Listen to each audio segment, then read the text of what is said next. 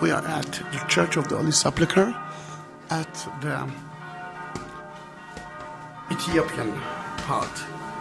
We're going to the roof of the church, and you can see here the bells ringing.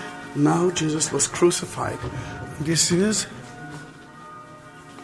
12 o'clock, Friday, the exact time that Jesus was crucified.